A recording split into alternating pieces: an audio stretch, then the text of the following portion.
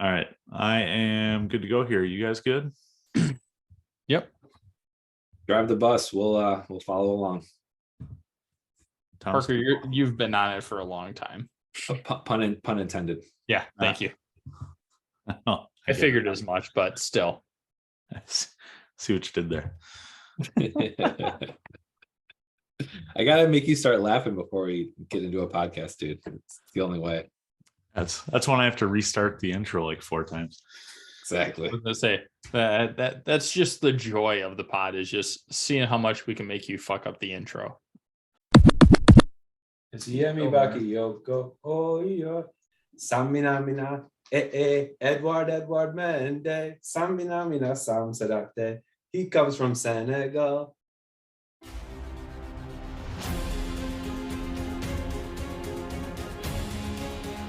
And I think going out and get Saul was the top transfer of the market for Chelsea. Chesney could have been in the shower smoking a cigarette like he was at Arsenal, and we still would not have scored. My rants have been fueled by Scott. Don't get it twisted. Big Rom. Man, fuck you. In Roman we trust, right? You and me are going to have a battle royale about Jorginho and diving.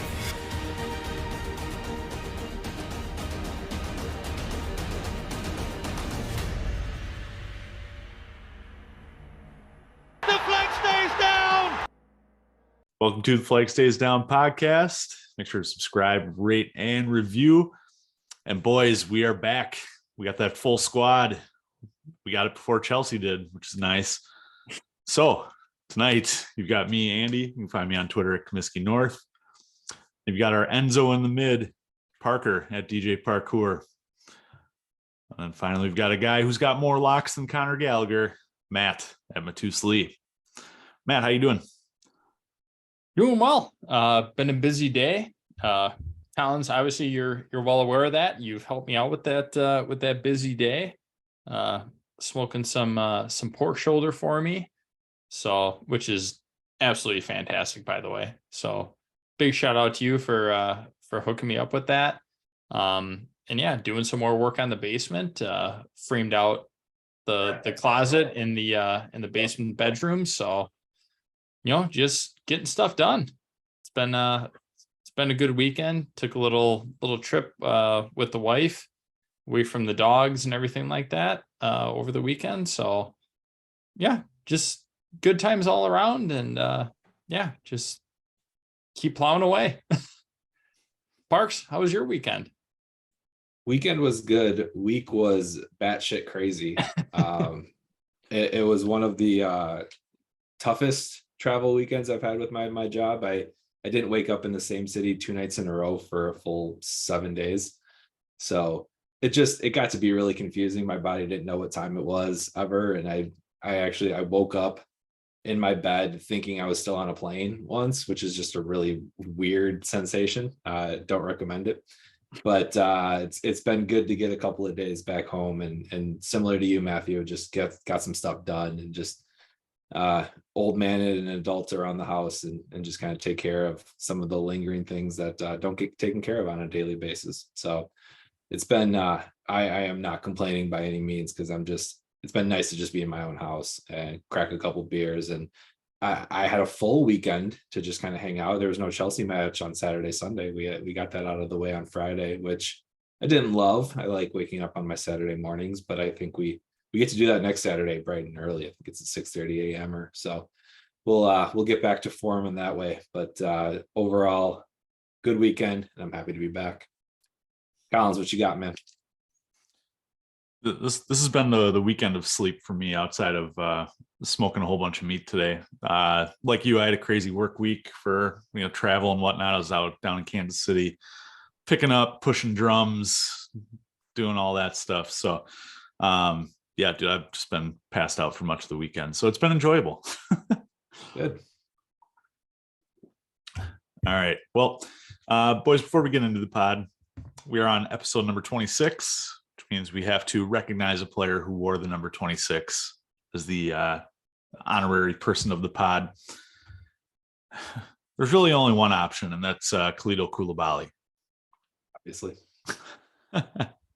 No, let's cheers to John Terry. I think we don't even need to list anybody else here, but how about we just go around the horn? Favorite John Terry memory?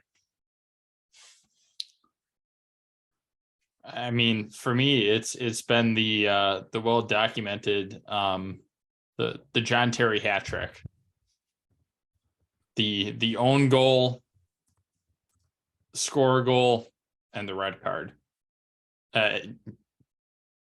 That just summarizes John Terry. I absolutely love it. Like, he has his own hat trick, right? It's like in hockey, yes, different sport, drink. You talk about the Gordie Howe hat trick, goal, assist, and a fight. That was basically John Terry. An own goal, score a goal, and then get red carded. Absolutely loved it. But yeah, the epitome of a Chelsea legend. I was gonna say the epitome to me is his moniker or what his banner says, which is captain, leader, legend. I think he set a bar that everyone else is trying to get to, which is captain, leader, legend. It's three things that really defined him in his playing career. And it wasn't one moment. Like, it was a collection of moments, a collection of big games and big moments and winning tournaments and winning the league and all of the things that he brought from his leadership. So captain, leader, legend, John Terry. And to build off that, just that one of my favorite stories involving John Terry is when Diego Costa walked into his first training session. And it's from the way it's described, it's, when you're in prison, you go find the biggest, toughest guy and you kick his ass, right? That's how you make yourself safe. Diego Costa goes up to John Terry, straightens himself up and goes, "I go to war. You come with me." Well, of course, because he's the captain, he's the leader, he's the legend. And so you got a new guy coming in from a foreign country. He knows John Terry. That's the man I want to go to war with. Just little things like that. So cheers to JT. Real quick, one other thing, and we have talked about this kind of under our breath at times with John Terry, but shout out to Wayne Bridge. Cheers. Cheers.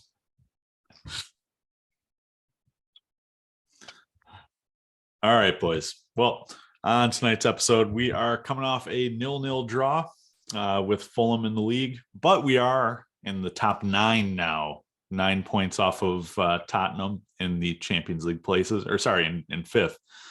So we're getting there. Could have capitalized a little more this weekend, but overall, point is a point, I guess. So some things we want to discuss. We're going to talk about the Enzo Fernandez saga. Matt and I talked a little bit before. What was that deadline day we talked? I can't remember. This week was a blur to me.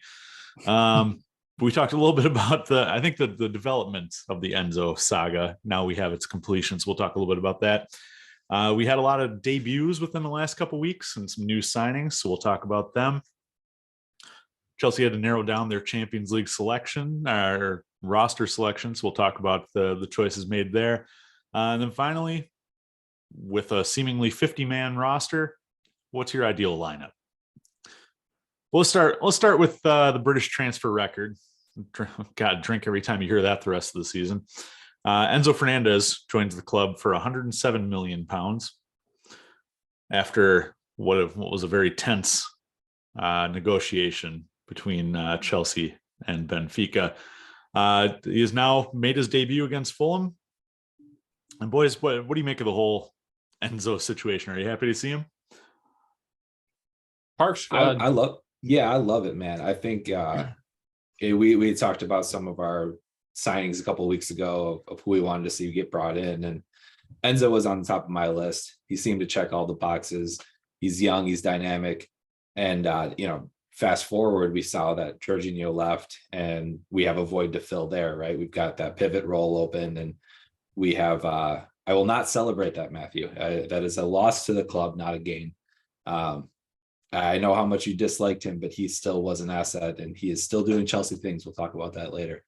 But Enzo is the perfect replacement. He seems like an upgrade to Jorginho at this early stage. He seems like it might not even be his preferred position, but he can kind of do it, play in the pivot for the time being, and potentially want to get up further. And we saw his effort on goal, which was inches and whiskers away from scoring, which would have been just a delightful debut. And I think he's gonna the biggest issue or potential issue I can see going down the line is you got to live up to the price tag, and that's something that's really hard to do. And Enzo didn't set that price tag, right? He didn't set his release clause. Chelsea paid it. They and kind of bossed it around, and I kind of love the story of how that happened. But for Enzo, he comes there and he gets to play, and he gets to come in right away. He's in form, he's in shape, so he gets to start right away. And instantly I felt his impact. Watching him, we look like a different team. And I can't help but just watch like him and some of the others play, and they've been playing together for all of 2 days, 3 days now. And I'm starting to see a lot of the gears kind of click into place where, okay, give this team a little bit of time and we could see some really cool things with it. They've had zero time to gel, so I'm not surprised that it was a 0-0 draw. I think, anything except for like a 2-0 loss would have been fine for me. It just, had we shit the bed completely, I would have been like, whatever. But this is all just building right now. This is all just live trainings and figuring out our system, figuring out, the ins and outs of where people are going to go and why. And we saw a lot of like little miscommunications of, I thought you were going to do this and you didn't do that, or this is kind of how I'm used to playing stuff. That's just rust from a team that hasn't gelled yet. So I'm excited. I think he's going to be a fantastic player. And what's crazy is, we'll look 3 years into this and we'll be like, oh my gosh, we got him for that much. Like, can you believe we signed him on an 8.5-year deal at that level and that salary? It's like, holy shit, we got a steal. And I think he's going to be looked at as a steal. Maybe not today, maybe not tomorrow, but into the future, I think he will. So, Parker, I'm going to steal one of your lines. Manage expectations. It's one game, not a strong enough sample size. Granted, he did very well. We said the same thing about Koulibaly in his first match.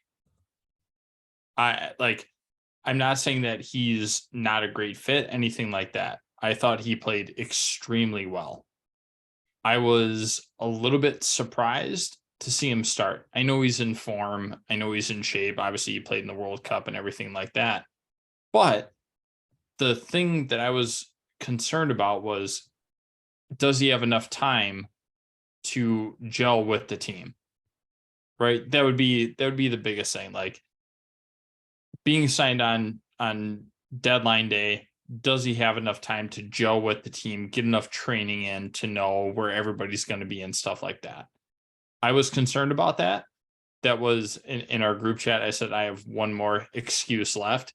That would have been my excuse, is that there's just not enough time to get him involved in the system that quick. And you think about it, you take a lot of the players that weren't at the World Cup, you take them to Abu Dhabi and you train with the whole team and things like that. Like, yeah, it's going to take time. I thought he fit in extremely well. Granted, I hadn't really focused on Enzo Fernandez during the World Cup or even with Benfica. So I didn't have a lot of ground to stand on when trying to make an expectation of him. I thought the price tag was high for somebody that just came over a year ago from River Plate to Benfica for 15 mil, and now all of a sudden his price tag is through the roof. And that was a release clause that they put into his contract. After signing somebody for 15 mil and you put in £105 million release clause, that's pretty steep for somebody that didn't play a ton of matches for Benfica. So I was hesitant in that regard. But watching the game, I thought that he did extremely well. To me, he seems like a more controlling, a more physical, a faster version of Jorginho, right? We all know, and I can go to war at anybody about this. We all know the flaws of Jorginho, and I've harped on him for God knows how long.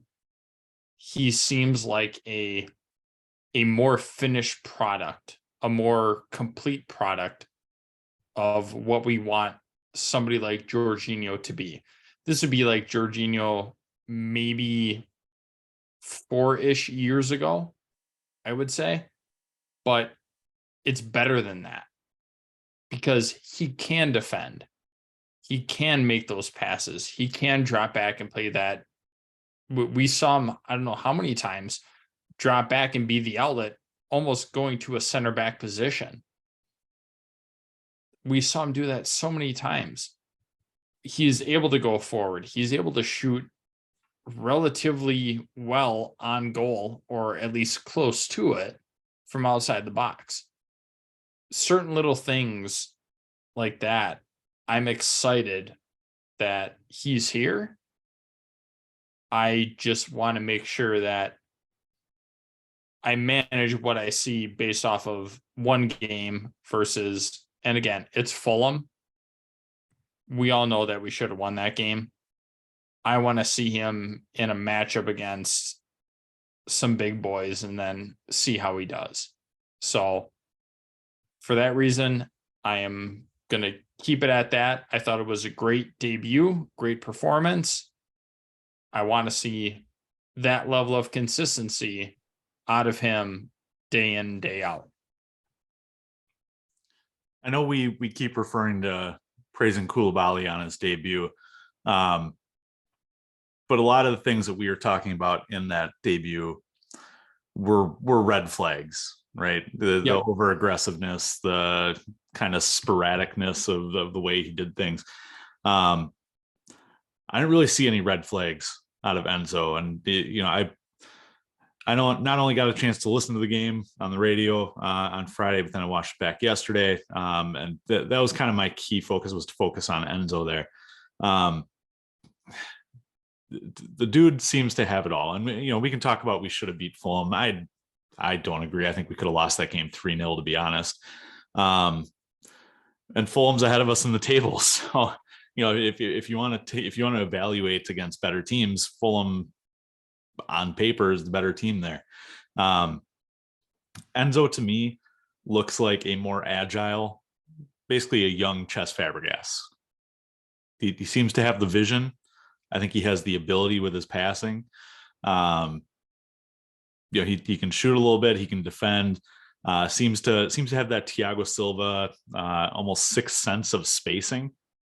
And it's just, it was so funny scrolling Twitter during the game. Every time Enzo would do something, not that it was literal oohs and ahs, but you could sense the oohs and ahs from Chelsea fans, because we haven't seen this pretty much since Cesc left. It was, oh my God, that pass. Oh my gosh, how did he get into that space? So it's amazing what the little things do when you haven't had them in 6 years. So overall, I'm very impressed. I love the whole story of the saga. I love that the representatives from Clear Lake almost got into blows with Rui Costa. I said this to you guys in the group chat, but I think Egbali's an enforcer. You look at him and he looks like he should be on The Sopranos. But just a little side story off of that. There's a report in The Athletic that came out today about the Mudryk transfer. So, Arsenal had been flirting with Shakhtar for 2 years about potentially signing Mudryk. One day in Turkey, the CEO of Shakhtar gets a phone call. He answers it. It's Egbali on the other line. And he says, "Hey, I'm here." And he goes, "What do you mean you're here?" Well, Egbali had checked into the Shakhtar team hotel in Turkey and was ready to negotiate on the spot. What a badass move. Oh my God. Marino would never. I love this ownership group. They've definitely earned my trust, man, in a big way. And I love the moves. I love the swagger about the moves. And it seems like, yeah, just like the little snippets that you see coming through, it's like these dudes don't take no for an answer. They get what they want. They make that things happen, and they find a way. And it's like, okay, we're talking about installments. All right, well, if installments don't work for us, let's find someone who can front the installments. We'll pay interest on it. Like, they're getting creative, right? They're figuring out ways around problems that exist in the construct of the system that they're operating in. What more do you want out of that? It's refreshing to see. It's a new take. And Collins, we've got a guy in Enzo who did Uzanaz, got a guy in Mudryk who's been doing Uzanaz.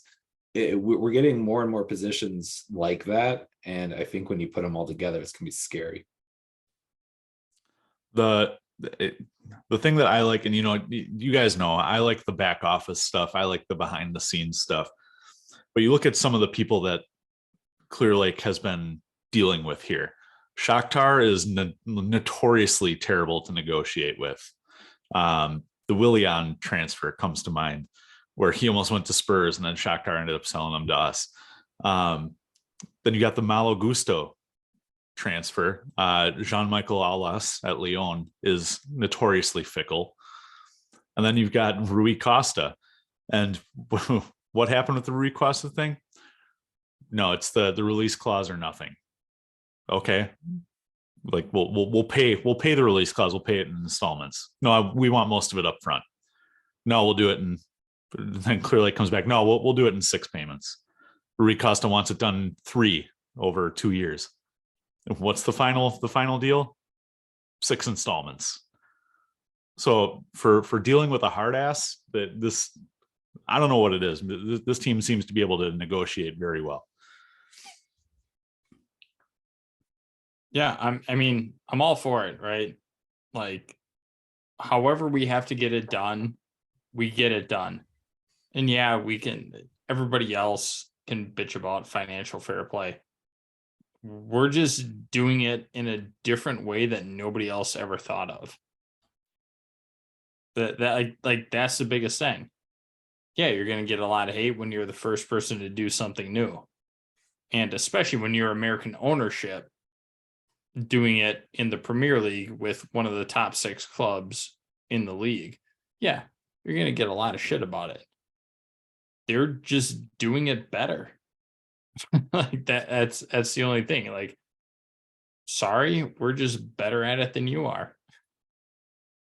And barring any kind of major transfer out of Turkey in the next couple of days before their window closes, Enzo will be the last transfer in UEFA to be amortized over 9 years. Bravo. Well done. You know it's good when they make rules about you. To try to stop you. Oh, that's great. All right. Well, we did have some other new signings in addition to Enzo. David Datro Fofana, even though he had featured, I believe, was it the FA Cup, made his Premier League debut. Benoit Badiashile has now made 3 consecutive appearances with a clean sheet. Let's see, who else did we? Oh, Mudryk made his first start for Chelsea. Am I missing anybody else here, boys? Madueke. Yes, Noni Madueke, making his debut with Chelsea after his transfer from PSV. So with all of this going on, with a seemingly new squad, what stuck out to you guys the most this week?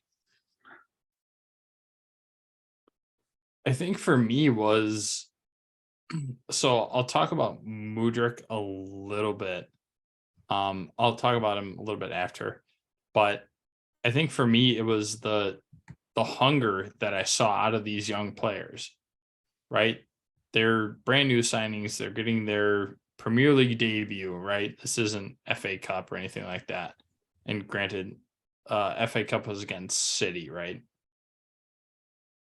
Yeah, I mean, whatever. I think we were kind of going in with an expectation that we probably weren't going to do too hot.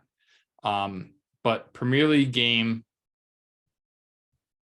they showed a lot of energy, a lot of tenacity, and I like to see that because we've seen our front three and it's been suspect at best. But once Madueke came on and even Fofana, you saw more life, you saw more hunger in that front three. Like they wanted to score and they weren't trying to pass. They would pass if the option was there, but they wanted to score.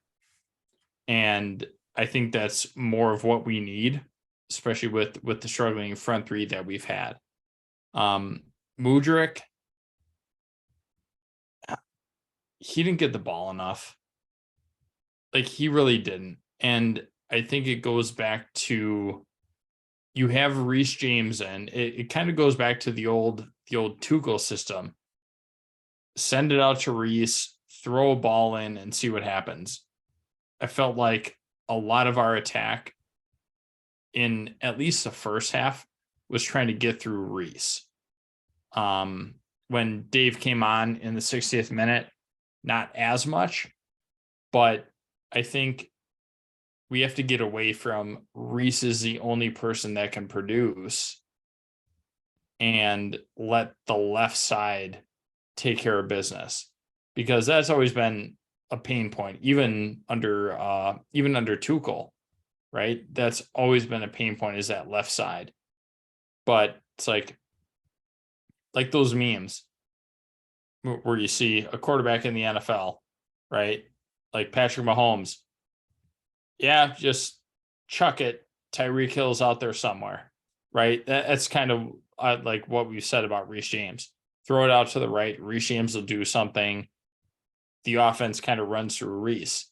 And I feel like that takes away from what Mudryk is able to do. And it doesn't allow him to excel at his full potential. So I was a little disappointed to see that. I don't think it was a bad debut. I just think that he didn't get enough chances to do the things that we know he can do. And I think we just don't know how to play with him yet. He's a Ferrari and we've been driving Civics and we just don't really know what his engine can bring to the table yet. I think it's going to get figured out pretty quick of the proper way to use Mudryk. But to me, the big change in the match was when Madueke got brought on. I think Ziyech didn't have a great match. And he brought a much different sort of physicality and speed to the game. And I thought he was creative. I thought he got after it more than anyone I saw, where he's hustling back. He was winning turnovers and he really made stuff happen. And I don't know, he was electric. He made a lot of good things happen. And Mudryk, it was said that he had a cold, so he wasn't in peak physical performance yet. So, but I don't want to end without saying Badiashile. He's already looking like a super solid, seasoned member of our defense, and I'm sort of waiting for the shoe to drop because I know he's going to have a bad game sometime. But man, does that dude look composed? And he's to me, it's like a no-brainer. Like, who do you play over him? It's like he's won his spot, and we've seen a lot of good things out of him in just a really short time. So I'm very, very pleased with that. I know Fofana is kind of coming back here in the near future. I'm not sure exactly how far out it is, but it's not too far away. So it'll be interesting to see how that gets worked out and transferred in, and the people get rotated and whatnot. But it's really nice to have a security blanket and Thiago Silva, who fixes a lot of errors, and then a new guy who can kind of come in and go under the wing and learn and really perform to a high level. So those guys have been very impressive so far. I think you guys kind of nailed it with Madueke and with Badiashile. So I'll go with Fofana. I know we talked about him a little bit already, but just the stark contrast between the way Kai was playing and has played and what we saw out of Fofana. Datro Fofana. Got to start clarifying that here. But double D Fofana. Yes, these Fofanas. But you saw a little bit of hold up play out of him. You saw a little bit of running at people. You saw a target man. I saw a little bit of everything. And yes, he is raw. Absolutely, he comes from he's playing at Mold before this. So that it's a big jump in terms of level of play. Absolutely. But it looks like he has a lot of those intangibles, right? And so, just fine tuning, getting used to who you're playing with, getting used to the speed of English football, the physicality of English football. I think you're going to see a very good long-term project forward there. And that's a position that we've been struggling in for, God, how many years now, right? So I was very impressed by him. And what makes me even more excited is another new signing of ours, João Felix, comes back next match. Oh, Mudryk, Felix, and Madueke, that's a lot of running at you. And then you got Enzo to put those long balls over the top. Oh, it's going to be fantastic. And who do we play? Relegation struggling West Ham, I think, in our next match. Ugh, boy, looking forward to it. Yeah, the one thing I'll say is it is a project. This team is still a project, right? It's going to take some time. You don't just flip a switch and then start scoring 4 goals a game. And so I'm excited that we saw some of the flashes. It'll be really fun when we start putting in 2 a match, 3 a match. That's where I think we can get to by the end of the season. And I'm just like waiting to pop off a little bit. I can see it starts to bubble, and I'm just like, ooh, this is happening. This is getting real. And we got a lot of the right pieces now. It's not perfect yet, but a lot of the right pieces are there. So let's check in real briefly before we go to our next scheduled topic, with what I'm sure will now be a weekly segment here. How's the rebuild going? So basically, there's a lot of people who are very upset with Graham Potter after the last match. It seems like that's a roller coaster in and of itself. A lot of people angry before the Fulham match, and then we signed a bunch of people, and then they were happy, and then we drew, and a lot of people are not happy. So, how long? But we'll make this the "How long is Potter's leash" segment. If we continue playing like this, how long is Potter's leash? Just make it brief segment. A year. Gun to your head format. I would say 1.5 years.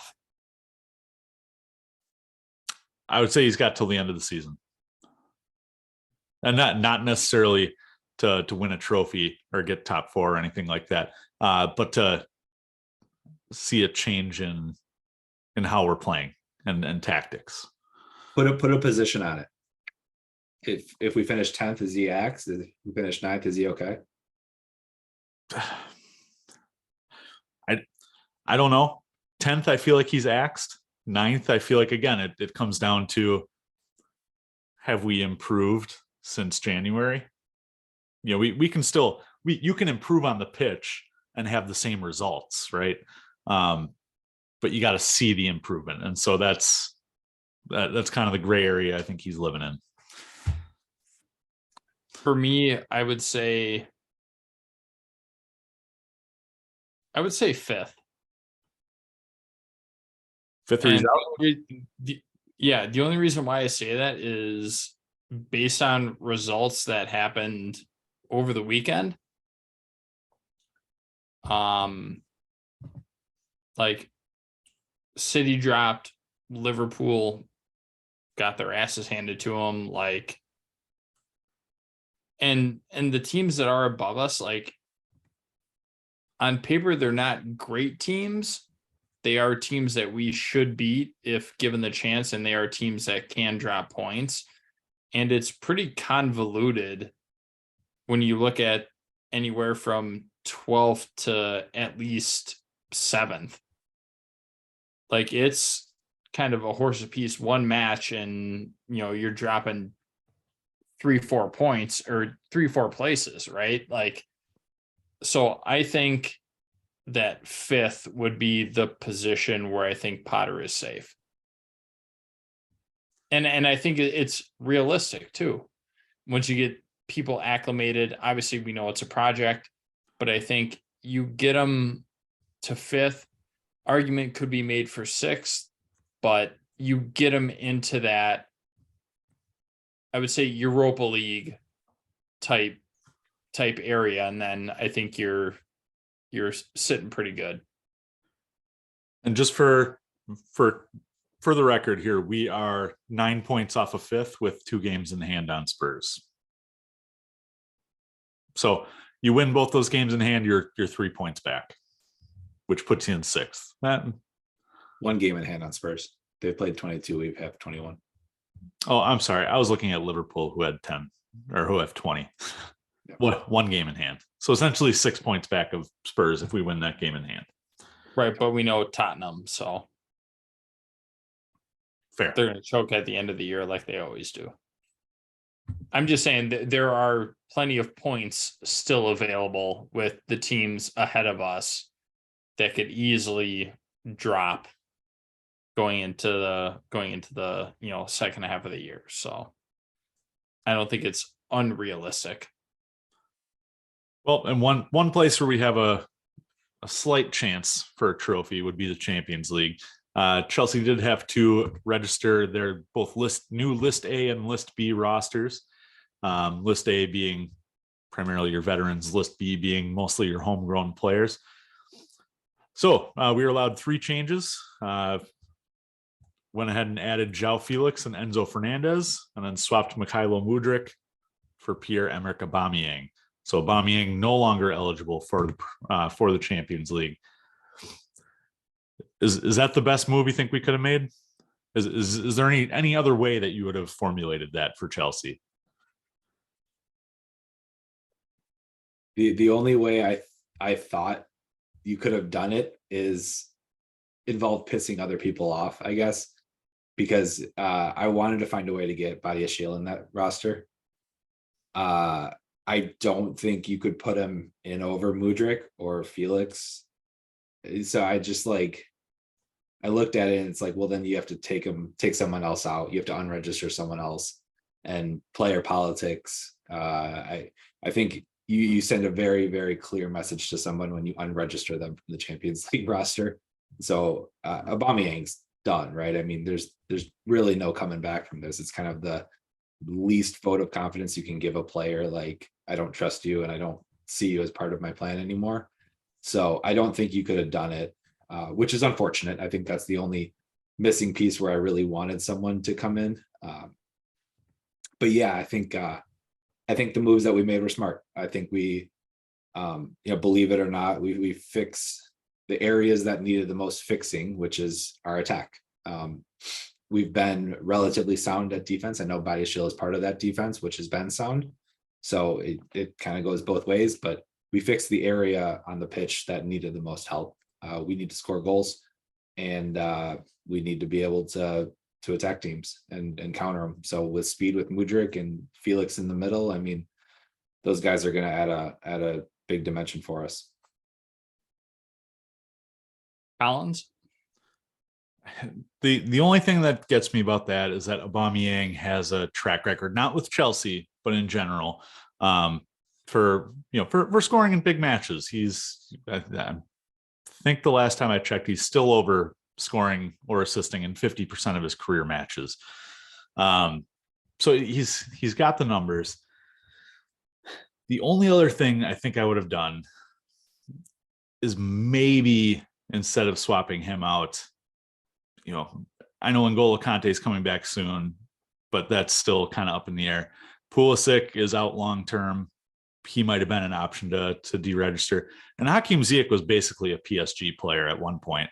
I was kind of surprised that he got the start against Fulham. So that would have been my other swap there. But then again, Aubameyang is just good at taking up space. So I guess there's no real good way to do that. And if you're only allowed to register 3 new players, I can completely understand why Badiashile was not included. You have to include João Felix if you want him on a permanent transfer over the summer. Mudryk is one of the top signings in the club in the last decade, and Enzo is the British transfer record. You're not going to not register any of those 3. So I fully understand it. Hot take.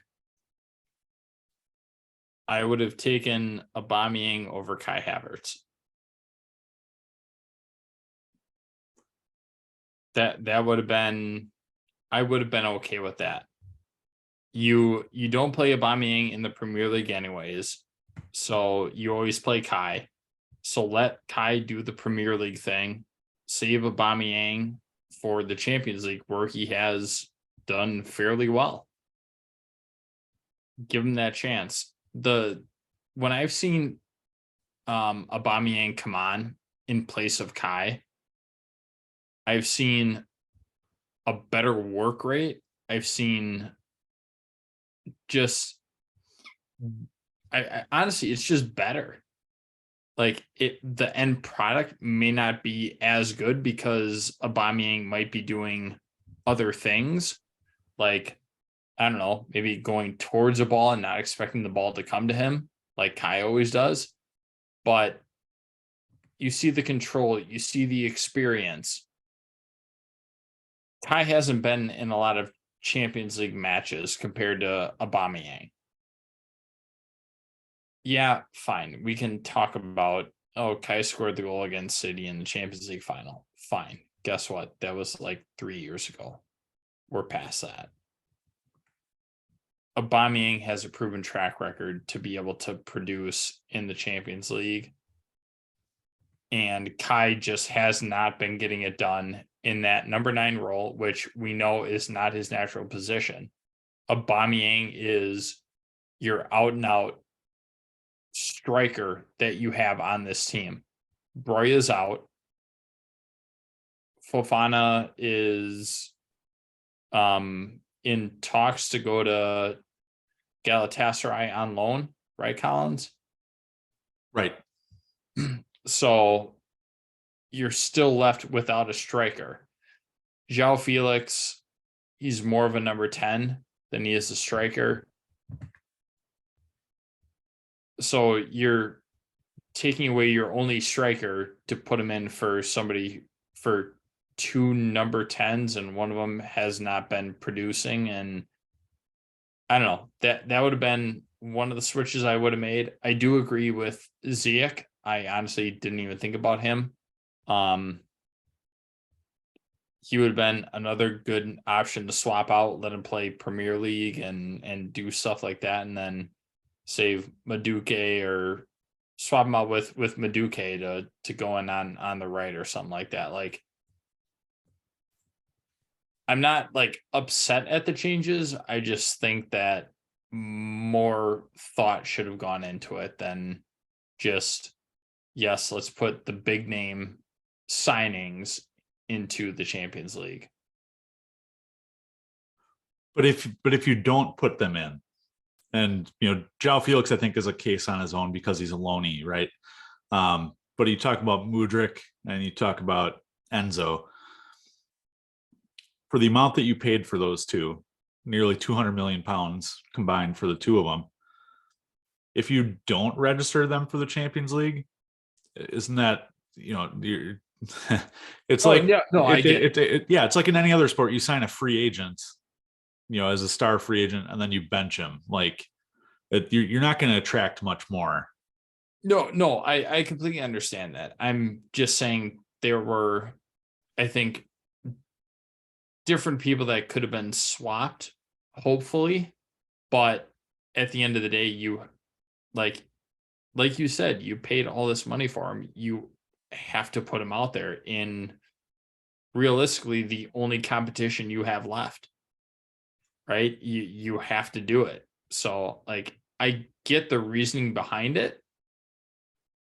I just wish that we had more than 3 changes to make. Now, had we sold more players in that January window, more slots would have been available. That it leads me to believe that there was more in the works that wasn't talked about, or hadn't been leaked.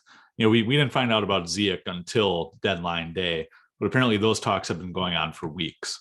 There you hear rumblings about Pulisic and AC Milan, but I wonder if more players were not on the chopping block and just deals fell through, or they couldn't find a suitable partner. I mean, Conor Gallagher was supposed to go to Everton. Word is we're giving him a new contract now.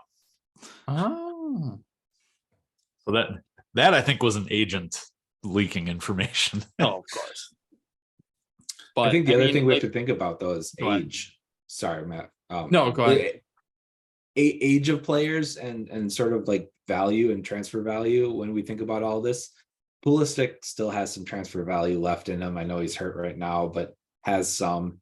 Ziyech is the one that doesn't, but I think you do need to make a like for like swap. So it would have been Madueke, Matt, to your point, if we would have had to do that, which doesn't fix my Badiashile issue. But for Pierre's older and hasn't really produced any better result than Kai has, and Kai's still young. Whether or not you enjoy his play, Matt, is regardless. He doesn't put the ball in the back of the net. He doesn't score goals. Neither does Kai. I'm saying neither of them have really performed, but Kai still has a transfer value north of $40 million if we do choose to sell him. Pierre doesn't, and so you have to kind of keep some of those players' value, even if it's artificially high. You can't drop them. If we dropped Kai for Pierre, it tells everybody that we're going to sell him for cheap, and then everyone's going to lowball offers, and we can't do that either. So if you're going to get no production from either of them, you stick with your horse, who's at least young and has some potential payback in his contract left on him, versus a guy that doesn't perform and we're not going to get anything for. Right. The only counterpoint to that is we've seen that this ownership group wants to win. Kai ain't it. I'm not saying that Aubameyang is either. I want to be very clear about that. But you have a proven striker in the formation that we play, right? You have one striker. You have Kai, who is not a striker by trade, and he's been at it for 2+ years and still not a striker. I think with this being your only tournament that you're left in, fine, let Kai play all the Premier League games. By all means, go ahead. Let Aubameyang play the Champions League games. And then have Kai come on as a sub or something like that, because you get more out of Kai in 30 minutes than you do out of him over 90 minutes. But that's how I've looked at him for as long as he's been a Chelsea player. But to both of your points here, Matt, this ownership group, yes, I think they want to win long term. And you can see that in the signings. I mean, God, how many U23 signings did we make out of our 18 new signings under the Bully Clear Lake leadership? And these are all players who are highly touted as youths and all that. Kai Havertz is only 23. He was in the Bundesliga team of the season at the age of 18. He's won all kinds of, youth player of the year awards and all that. And I think at 23, just like with a prospect in baseball, up until you get to about 24, 25, that all of those youth accolades still carry with you.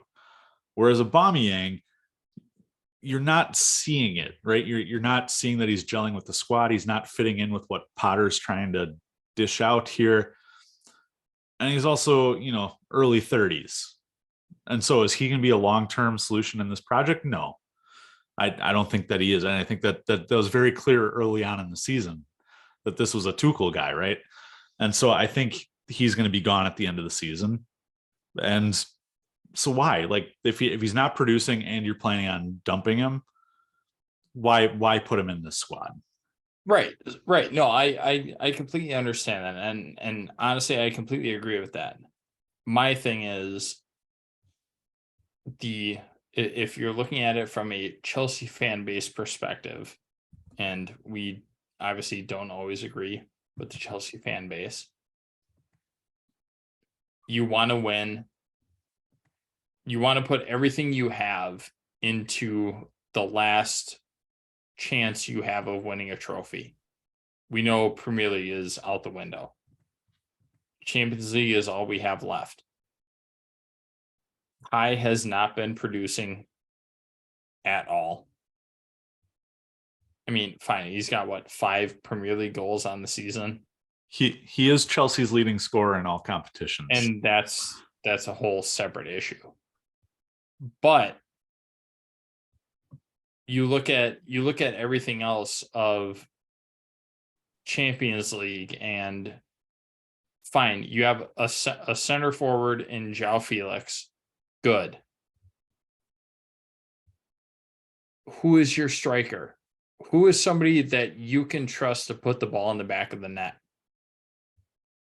I trust Aubameyang over Kai, because majority of Kai's are tap-ins. But I trust Aubameyang to do more in that situation than I do Kai, with the addition of other people around him. All right. Well, I think that's a good lead into our final topic. And that is, with the remainder of the season here, we'll ignore Champions League for now. So Premier League, everyone is eligible. Everyone is healthy. Let's build an ideal lineup. Let's not do an individual one here. Let's together brainstorm and figure out who makes the flag stays down best 11. So we'll start in goal, because I think that's the easy one. What are we playing? What's our form? Oh God, this is overly complicated. I don't know. 4-3-3 sound good to everybody? Perfect. All right. So in goal, you got Kepa, you got Mendy, you got Bettinelli. Sloanina's not back yet, but he's been with the U23 squad. Who are you putting in goal? Kepa. Bettinelli. Oh, Jesus. All right. I'm just going to mute you. All right. Kepa it is. All right. So in our 4-3-3, we've got a back four here. We'll start with the center backs. I think we can all agree Thiago Silva's in there, right? Who? Oh, all right. That's it. You're done. Yes. All right. So playing alongside Thiago Silva, again, everyone healthy. Badiashile. Wesley Fofana. And I go Badiashile, or just because it's 3 games, 3 clean sheets. Ride that out until it's not, right? I'm thinking, so the way I'm approaching this is like Champions League final, 1 game, right? Like, and everyone's healthy and everyone's eligible, but like 1 big game, who do you play? And I'm playing Fofana. Yeah, we all know Matt hates Wesley Fofana, so I don't have a strong enough sample size yet. I've seen good, I've seen bad.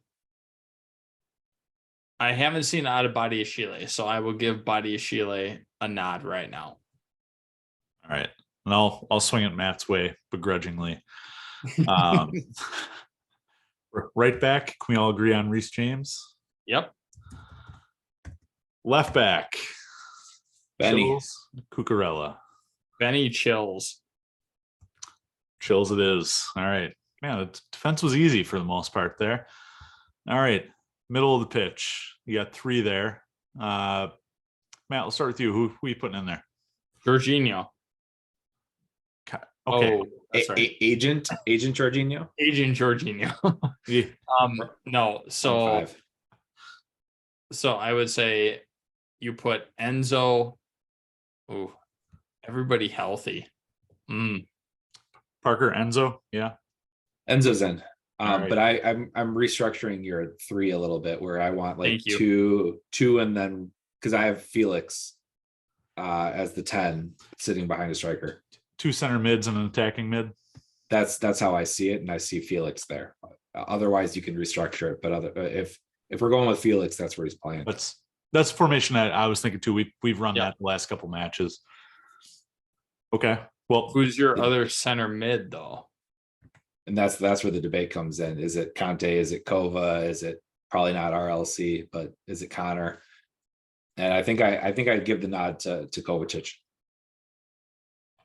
see, I go Conte.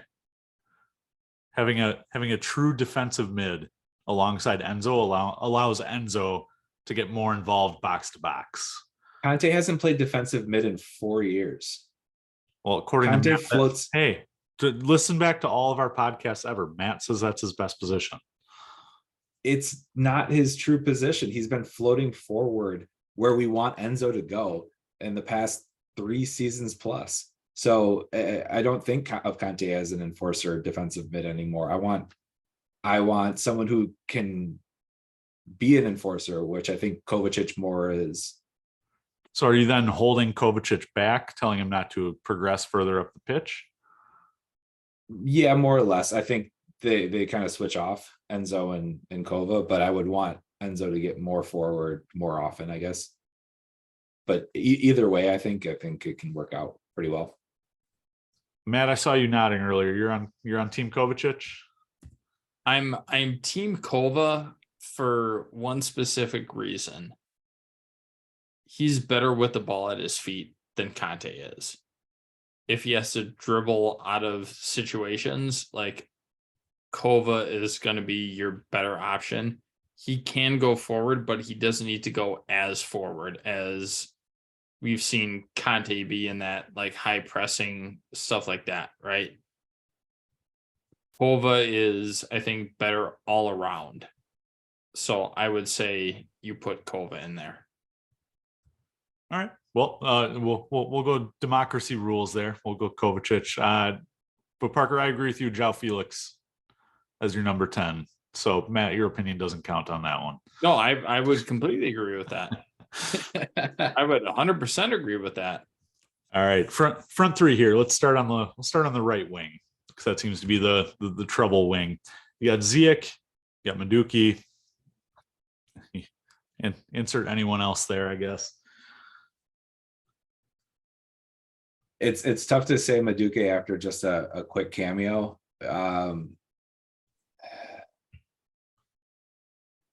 I want to say him. I liked what I saw. The other name you can throw in there is Raz, but I don't think he's it either. I don't love him as an option either. Yeah, fuck it. I'm gonna go Madueke. Wow. Can I throw a wild card out there while Matt Yeah, ponders? go ahead. Mason Mount. No. He's bound to turn around it at some point. Hard no. Nope. Fuck out of here. Not there.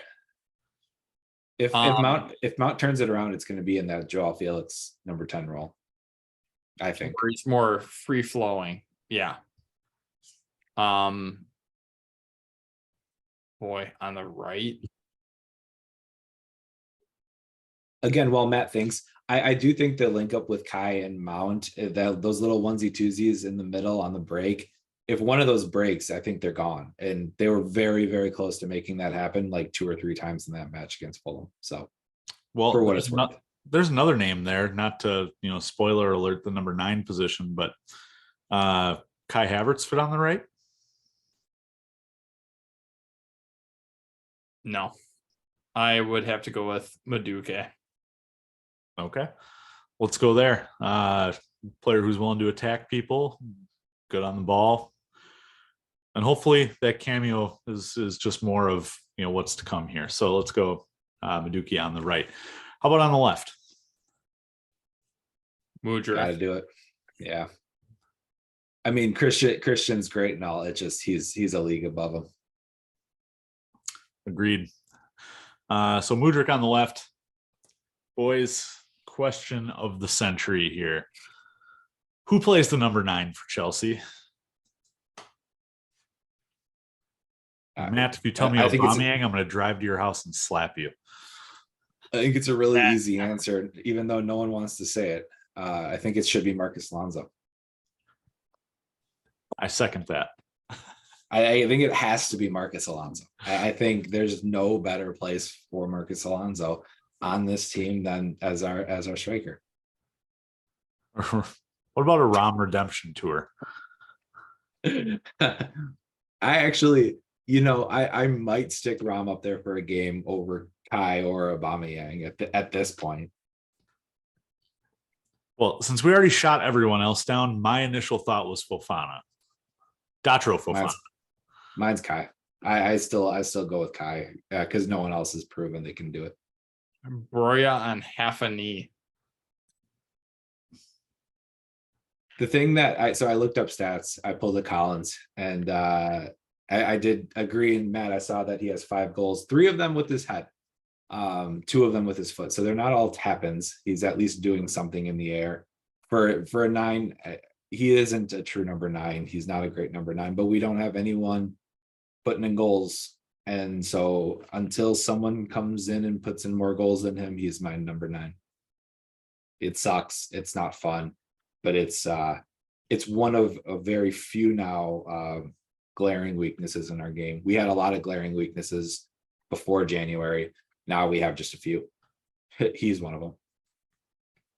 I think so to your point, real quick, I think the biggest thing is Aubameyang hasn't really got in, and when he does go in, we're already down a goal. So we're already trying to be like on the front foot, and he's trying to be the target man, which that's not really his thing, right? For Aubameyang, that's not really his thing, is being a target man. And even Kai as a target man is tragic. How many times does he get beat out on a header trying to be a target man or anything like that, trying to flick something on? He is terrible when it comes to that. I'm not going to say Aubameyang. I think that somebody like a Fofana would be a very good option up top. Somebody that's a little bit stronger, right? We only see moments of Kai, like angry Kai, right? We've talked about that. You don't see it. Like, he's just kind of out there just trying to be a body and trying to do something. When I see Aubameyang, at least he has a purpose of what he's trying to do. But Fofana, I think, would be the better option if hopefully he's not going out on loan, but if we had that option, yeah, he might not be the clinical striker, but you know that he's going to be able to produce more than what we're seeing right now out of our front 2 options. And he's going to be hungry to actually make an impact on the game. The one thing I'm going to say, just to close it out, is I think you're going to see striker numbers go up in general, because when you've got speed down the wings and creativity in the middle, a lot of things are going to open up for our players.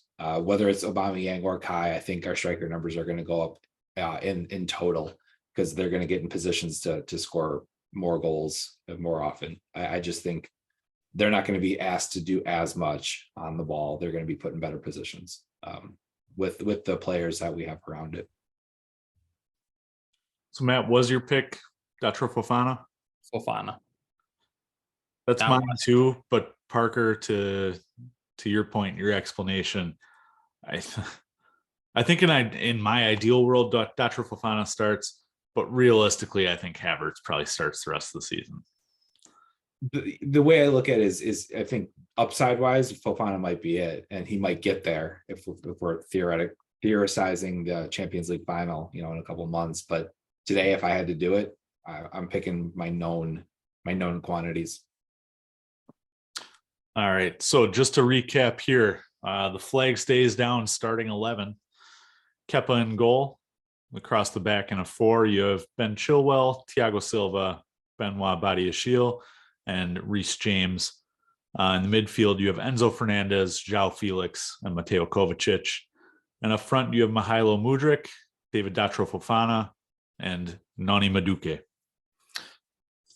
So we'll see what happens. I doubt Graham Potter thinks the same as we do on this pod here, but man, boys, it is nice to have hope and just positives in what has been a very turbulent season. And I do just want to once again apologize like I did last year.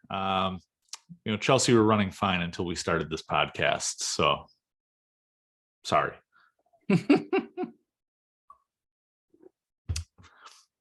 All right. Well, boys, one final thing before we wrap up here, and that is our man of the match. I was on the road, so I did not get a chance to post a poll for the Fulham match, but let's do it anyways. So your man of the match and man of the get the fuck out of here. Typically, find us at Flag Down Pod on Twitter after every match. You can find those polls. I don't know. Let's go. Man of the match, Enzo. I forgot, Matt. You were the one who had the list here. Who else did you have on there? Yeah, I know. I'm trying to look at my list. Trying to bring up the chat. Enzo, Gallagher, Kepa, Thiago Silva. That sound right? Gallagher caught a lot of flack after the match. I thought he did fine, but he plays with a lot of heart, a lot of passion. He just I think he needs to refine it just a bit, and in certain situations needs to refine it a bit. And I think that's just the biggest difference in his game. I'll just make it quick. Enzo's my man of the match. My man of the match was Silva, Enzo, Benoit, and the transfer window. Okay. Who are you taking? I will take the transfer window. All right. And I'm going to go Enzo. Like I said off pod here, he did enough, and he all kinds of stats came through. Oh, he had the most out of any player in the Premier League this season in XYZ stat in his debut with 3 days of training, if that. So yep. I got Enzo. Yep, that's fair. My picks for man of the get the fuck out of here award. I had Tim Ream, Kai Havertz, Mark Cucurella, and Mason Mount. Who are you taking? It's a tough one. I would have to go with Mason Mount. He pains me. Once again, looked like dog shit. He just has, and it's been a consistent. So I'm hoping that this is like his ebb and flow of like how he is, plays like dog shit, then comes back and puts on a great string of matches. But he looked terrible from my perspective, and that's saying a lot considering Cucurella was also out there. Yeah, only one of those players I yelled at my scream about, and that's Tim Ream. Get the fuck out of here, Tim Ream. Why you gotta be there, man? Why you gotta have Thiago Silva sixth sense ability to read Fofana's mind on that goal? So Timmy Ream, get the fuck out of here. He had a great game, and I cheer for the guy, but get the fuck out of here, man. Not against my team. I got to go Mason Mount, and only because of the opposite reason as Parker. I wish I could have yelled at Mason Mount. I didn't even know he was on the pitch for most of the match, and it's not the first time that's happened. I said it once a couple weeks ago, and I will say it until it happens here. But this man needs a couple week break. Get him off the pitch. Send him on a plane to Ibiza or something. Let him relax, because he looks like he's run ragged at this point. So as always, catch our man of the match and man of get the fuck out of here polls on Twitter. After every match, search at Flag Down Pod. Boys, we're up against the hour here. So any closing thoughts?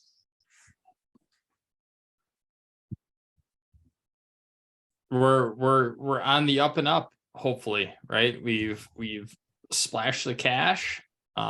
Just need some time for the new team to gel, and it's optimism as we go forward, right? We're seeing a lot of good things, and we're hoping that we can kind of get over this hump. Cheers to the process. That's all I gotta say. All right. Well, before we cheers to that, let me pay some bills here. If you've enjoyed what you watched today on Twitch, please give us a follow there. We'll be here most Sunday evenings, 8:30 p.m. Central Standard Time. If you're busy on Sundays or if you like to listen to the podcast version, you can catch us anywhere you get your podcasts. All that we ask is that you subscribe, rate, and review.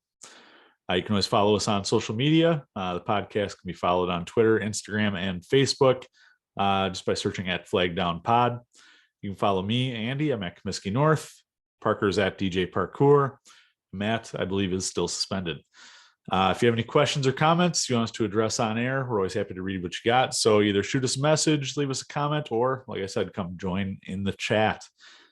So, boys, that's all I've got. Let's toast to a new hope and trusting the process. Cheers. Cheers. I'm all potted out.